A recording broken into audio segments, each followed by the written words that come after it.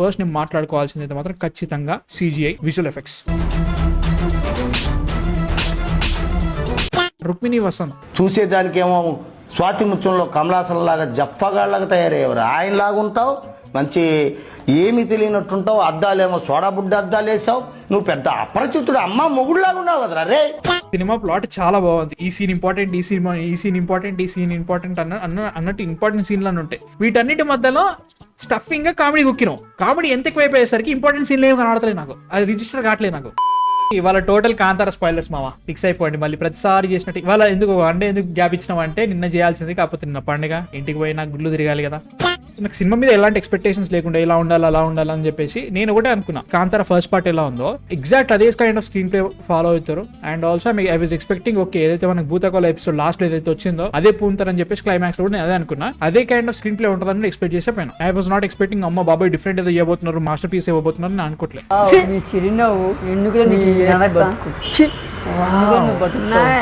But I really like the way Kantara first part ఎక్కడైతే Shiva character తో start అయిందో అదే శివ క్యారెక్టర్ తో ఈ సినిమా కూడా స్టార్ట్ చేశారు. నాకు నచ్చిన విషయం ఏంటంటే అదే కిల్లోని పెద్ద అయింది కాబట్టి కొంచెం ఇయర్స్ దాటిచ్చేసి మా నాన్న ఇక్కడ మిస్ అయింది కదా, ఇట్స్ ఏమైందని చెప్పేసి అక్కడి నుంచి స్టోరీకి స్టార్ట్ చేయడం నాకు చాలా ఇంట్రెస్టింగ్ అనిపించింది. ఫస్ట్ నేను మాట్లాడుకోవాల్సింది అయితే మాత్రం ఖచ్చితంగా CGI visual effects.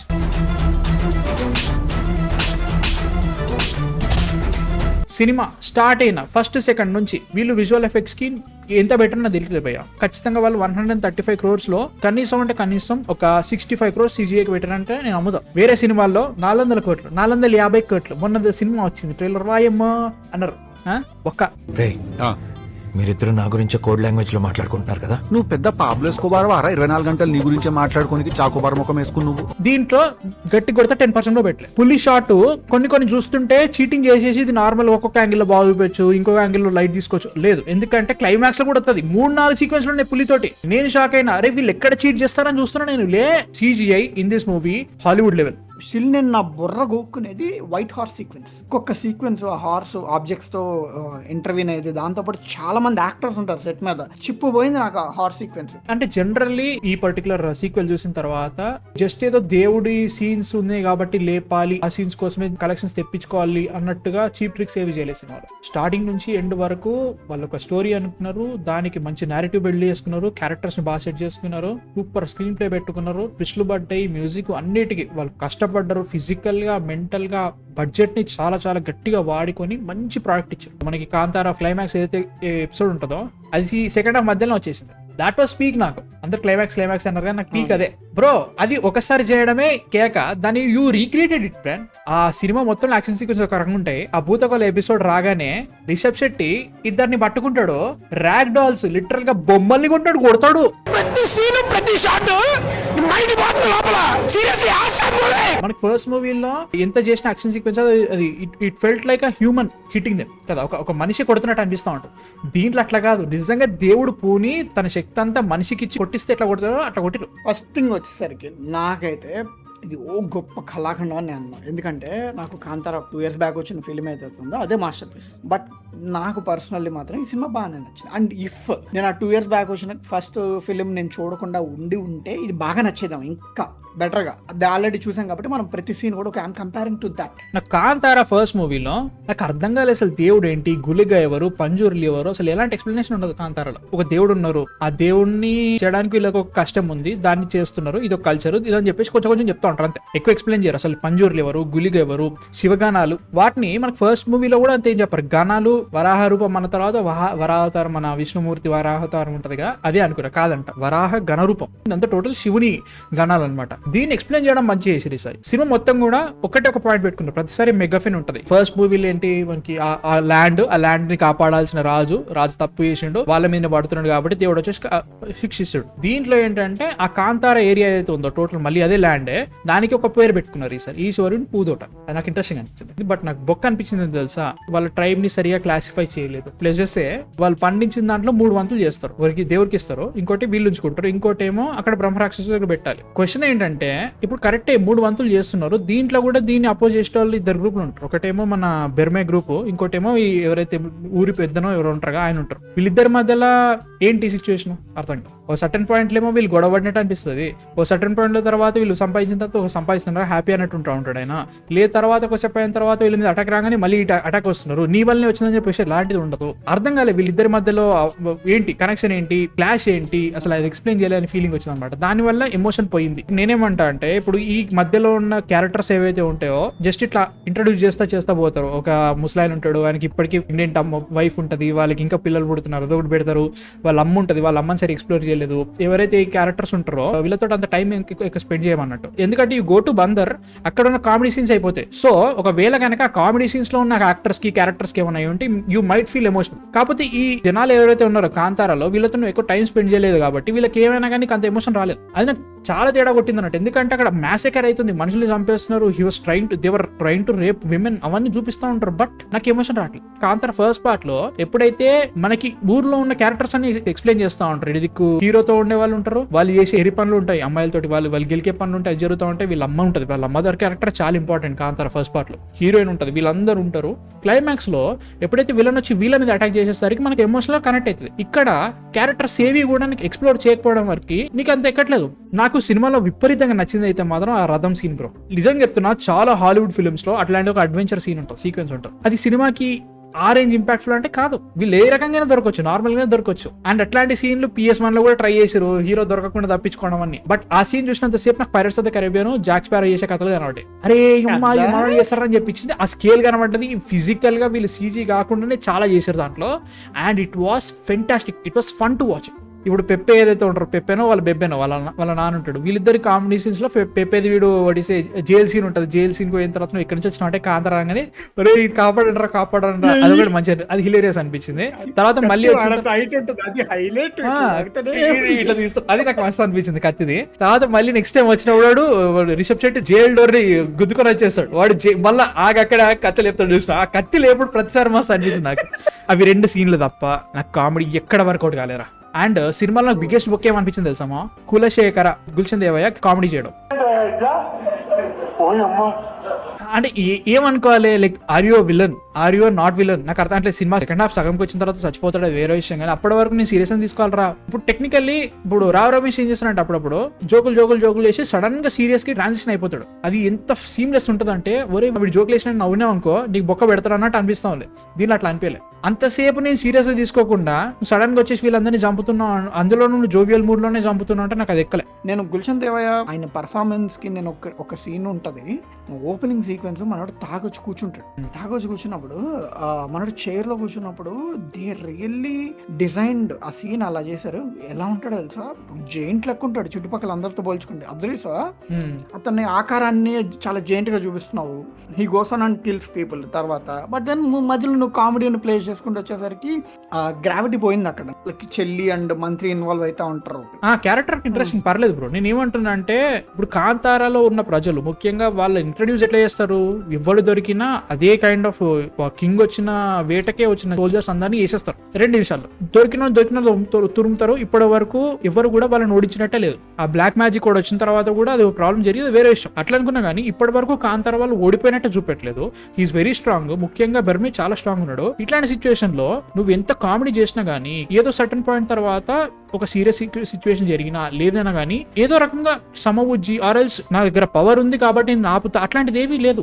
And also నాకు ఎక్కడ మండుతుంది తెలుసా, అంత పెద్ద మ్యాసెకర్ చేస్తున్నావు, లిటరల్ గా ఈశ్వరుని పూదోటాలో ఉన్న మనుషులందరినీ చంపేస్తున్నావు. ఆ టైంలో హీరో లేడంట. అప్పుడు నేను సీరియస్ గా తీసుకోవాలరా, హీరో లేడు కాబట్టి వీళ్ళు చచ్చిపోతారు. హీరో ఉంటే అయిపోయా. హీరో ఉన్న వెంటనే ఇట్లా వచ్చిండు, బావి దూకిండు, కథం మన గుల్లిగా పోయిండు, వేసేసి. ఆ గుల్లిగా సీన్ చాలా బాగుంది. ఈసారి వాళ్ళు దాన్ని కొంచెం అది చేసారు, రుద్ర గులిగా, కాళికత్త గురిగా సంథింగ్ ఏదో ఉంటాయి, అవన్నీ బాగా పెట్టుకున్నారు. ఇంకోటి చెప్తాను, వీళ్ళు ఇప్పుడు బాంగ్రాలో కాంతారా వాళ్ళు అనగానే షేక్ అయిపోతారు. రాజు కావచ్చు, అక్కడ ఉన్న వాళ్ళందరూ కావచ్చు, ఈవెన్ బందర్ పోట్ల వాళ్ళు కూడా షేక్ అవుతారు ఫస్ట్ ఇంట్రాక్షన్ లో. బట్ ఆ తర్వాత వీళ్ళు ఇంకా ఎరమా ఎట్లా ఉన్నావు అలా అయిపోద్ది. అంటే next sequence it felt two convenient. Plot ముందుకు వెళ్ళటానికి కాంతారా వాళ్ళు ఎందుకని అంత స్ట్రాంగ్, అంత పవర్ఫుల్ పవర్ఫుల్ అని చూపించి కూడా దెన్ యూ సింపుల్ గా చూపించేసేస్తున్నావు అనిపించింది. అర్థమైంది నా పాయింట్? నాకేమనిపించింది అంటే you should have explored more from the dark magic side. వాళ్ళని ఎక్స్ప్లోర్ చేయాల్సింది. కాంతార వాళ్ళ పరిస్థితి వాళ్ళకి ఎక్స్ప్లోర్ చేయాల్సింది. ఇటు దిక్కు కాంతార ప్రజలు ఉండడం వల్ల ఈ రాజులు ఎవరైతే ఉన్నారో బాంద్రా పీపుల్ వాళ్ళకి ఎలాంటి ఇంపాక్ట్ ఉంది, లైక్ మంచి జరుగుతుందా చెడు జరుగుతుందా, దీంట్లో కులశేఖర పరిస్థితి ఏంటి, వీడికి ఎందుకు ప్రెషర్ పడుతుంది, వాడు పడుకుంటున్నాడు తాగుతున్నాడు చేస్తున్నాడు. మెజారిటీ ఆఫ్ ద టైం వాళ్ళ ఫాదర్ ఇంకా నేను చూసుకుంటా అన్నట్టే ఉన్నాడు. వీడు చేయడం వల్ల వాళ్ళకి ఏమవుతుంది, వాళ్ళు రావడం వల్ల వీళ్ళకి ఏమవుతుంది, వీటిని సరి ఎక్స్ప్లెయిన్ చేయలేదు. టైం ఎక్కడెంత పెట్టాం అంటే కామెడీ చేపిస్తున్నా. కామెడీతో సినిమాకి ఏముందంటే ఏమీ లేదు, లిటరల్ గా స్టోరీ నాపిందనే ఫీలింగ్ వచ్చింది నాకైతే. వీళ్ళు బందర్ పోర్ట్ ని టేక్ ఓవర్ చేస్తారు అండ్ నీకు ఐ థింక్ వాళ్ళు చూపించినట్టు ఎట్లా ఉంటుందంటే పైన ఆ రాజ్యం ఉంటుంది, జస్ట్ కొంచెం వాకబుల్ డిస్టెన్స్ లో బందర్ పోర్ట్ ఉన్నట్టు అలాగే చూపిస్తారు వాళ్ళు, లైక్ నియర్ బై లాగానే. అండ్ వాళ్ళ కంట్రోల్లోనే ఉంటుంది ఇప్పటివరకు Bandar port. And the moment మనోడు 2-3 ఫైట్లు చేయగానే బందర్ పోర్ట్ లాగేశారు. అండ్ నౌకాదళం ఎదురా అంటే కట్టినోడి కోల్చడం అంటే దాన్ని ఎస్టాబ్లిష్ చేశారు కరెక్టే, బట్ స్టిల్ కట్టినోడి కోల్చడం తెలియదు అని చెప్పేసి మొత్తం నౌకాదళం మొత్తం అది బడ్జెట్ ఇష్యూ బ్రో, నాకు అర్థమైంది బడ్జెట్ ఇష్యూ, అది వాళ్ళు చేయలేకపోయారు ఆ సీక్వెన్స్. నాకు క్వశ్చన్ ఏంటంటే ఆ బందర్ పోర్ట్ తెచ్చుకొని ఏం చేసినవరా, దానివల్ల సినిమాకి ఏమైందిరా అంటే కరెక్ట్ ఏమంటే వీళ్ళు Kantara people they getting more money are also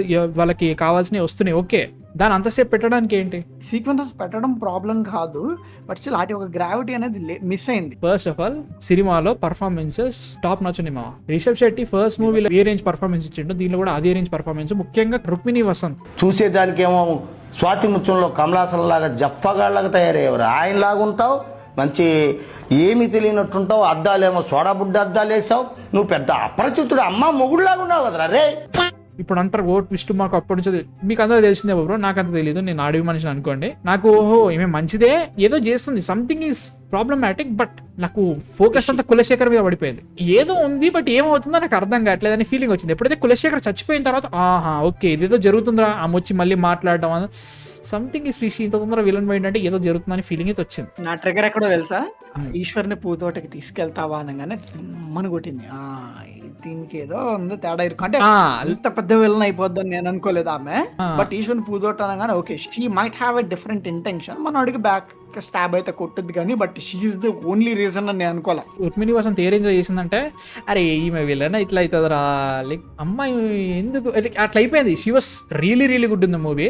love song ఏదైతే ఉందో అది అబ్రప్ట్ గా వచ్చింది, అబ్రప్ట్ గా ఎండ్ అయిపోయింది. దానివల్ల సినిమాకి ఏదైనా ఇంపార్టెంట్ అది, కాకపోతే అది రిజిస్టర్ కాలేదు నాకు. ఓహో ఇదోటి జరిగింది కదా, సింపుల్ రా. సినిమా ప్లాట్ చాలా బాగుంది, ఈ సీన్ ఇంపార్టెంట్, ఈ సీన్ ఇంపార్టెంట్ అన్నట్టు ఇంపార్టెంట్ సీన్లు అని ఉంటాయి. వీటన్నిటి మధ్యలో స్టఫింగ్ గా కామెడీ కుక్కినాం. కామెడీ ఎంత ఎక్కువైపోయేసరికి ఇంపార్టెంట్ సీన్లు ఏమి కనబడతలేదు నాకు, అది రిజిస్టర్ కావట్లేదు నాకు. బట్ నాకు కొంచెం చూసాను కానీ నేను మరీ ఇంత చూడలేదు. అంటే ఎక్స్టెన్షన్స్ ఆఫ్ ఆల్రెడీ మనకి ఏదైతే చూపించారు ఇప్పుడు ఆ సాంగ్ లో she collects nails and hair, అదంతా సాంగ్ లో నీకు కలెక్ట్ చేయడం చూపించుకొని అక్కడ వరకు కట్ చేసుకుంటారు, they will show that melody. కానీ ఆ ఎక్స్టెన్షన్స్ అయినా కానీ ఈ రేంజ్ లో లాగారా మీరు అని అనిపించింది. అంటే నేను ఏమంటున్నా ఆ సాంగ్ ఎంత అబ్రప్ట్ ఉంటుందో అవన్నీ ఎగిరిపోయాయి నీకు, అది చాలా ఇంపార్టెంట్ సీన్ బ్రో.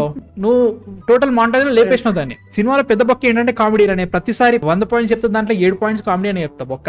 ఆ కామెడీ వల్ల మొత్తం మింగింది. ఇప్పుడు ఆ మాంటాజ్ అట్లా ఉండాల్సింది, 2-3 సీన్లు పడాల్సింది. ఇప్పుడు రుక్మిణి వసంత్ అండ్ మన బెర్మే వీళ్ళిద్దరి మధ్యలో ఉన్న సీన్స్ 2-3 పడాలి, వీళ్ళిద్దరి మధ్యలో డైలాగ్ వర్షన్ ఎక్కువ పడాలి. వీళ్ళు సడన్ గా వస్తారు, బందర్పోట్లే ఉంటది, ఇంతడే మాట్లాడుతుంది, హ్యాపీగా ఉంటది, వీళ్ళిద్దరు రిలేషన్షిప్ ఆ రేంజ్ కి ఎట్లా వెళ్ళిపోయారు ఒక మాంటాజ్ లో. ఇది లిటరల్ కేజీఎఫ్ అంత ఇదంతా. కేజీఎఫ్ లో వచ్చేసి మెహబూబా అనేసరికి సినిమా పక్కనకేనమ్మా వీళ్ళిద్దరు లవ్ స్టోరీ ఇప్పుడు జరుగుతుంది, ఇది కంప్లీట్ చేసేద్దాం తర్వాత మళ్ళీ దానిపోదాం. అట్లే ఉంది రా సినిమాలో. అంటే టెక్నికల్లీ సినిమాలో పాజిటివ్స్ ఏంటంటే ఎక్స్పీరియన్స్ బ్రో. లైక్ ఏవైతే మెయిన్ సీక్వెన్స్ జరుగుతాయి ఇప్పుడు మనకి రాజగులిక, రాహుగులిక, తంత్రగులిక, ఏవైతే ఆ సీక్వెన్స్ జరుగుతాయో అవి చాలా ఇంట్రెస్టింగ్ ఉంటాయి. క్లైమాక్స్ కి వచ్చిన తర్వాత నువ్వు అక్కడికి వెళ్ళి ఆ బావిలోకి దూకుతాడు, దూకిన తర్వాత యూ సీ ద బ్రహ్మరాక్షసుడు అయిన తర్వాత అక్కడ యాక్షన్ సీక్వెన్స్ జరుగుతుంది. అక్కడ సీజీ చాలా బాగున్నా కానీ శూలం పట్టుకున్న వెంటనే ఒక పాము వచ్చి ఎక్కుతుంది, లిటరల్ గా శివుడి అది తీసుకుంటుంది. ఇట్లాంటి సీన్స్ హై ఇస్తాయి. సినిమాలో నచ్చిన విషయం ఏంటంటే ఎక్స్పీరియన్స్ చాలా బాగుంది. ఎక్కడ కూడా వీళ్ళు చేసిన నేరేటివ్ బాగుంది, సెటప్ పెట్టుకున్నారు, ఆ సెటప్ ని ఎక్స్పీరియన్స్ దాకా తీసుకోవడానికి ట్రై చేశారు, అది బాగా వర్కౌట్ అయిందని చెప్తా. యాక్షన్ సీక్వెన్స్ ఎంత సూపర్ ఉన్నా కానీ I say the first action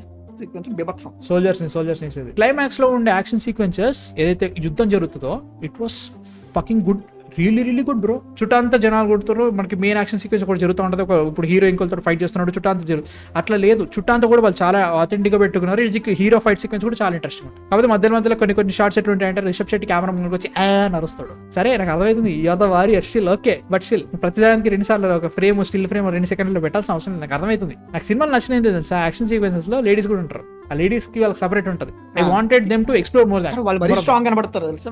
వాళ్ళు ఎక్స్ప్లోర్ చేయలేను, దాన్ని ఎక్స్ప్లోర్ చేసేట్టు ఇంకా బాగుండేది. టెక్నికల్ గా సినిమా పిచ్చ సాలిడ్ రా, మామూలు సాలిడ్ కాదురా బాబు, నిజంగా చాలా చాలా బాగుంది. ఇంకో పాజిటివ్ అసలు మర్చిపోట్లే మనం స్కోరా అజనీష్ లోక్నాథ్ తొక్కిండు.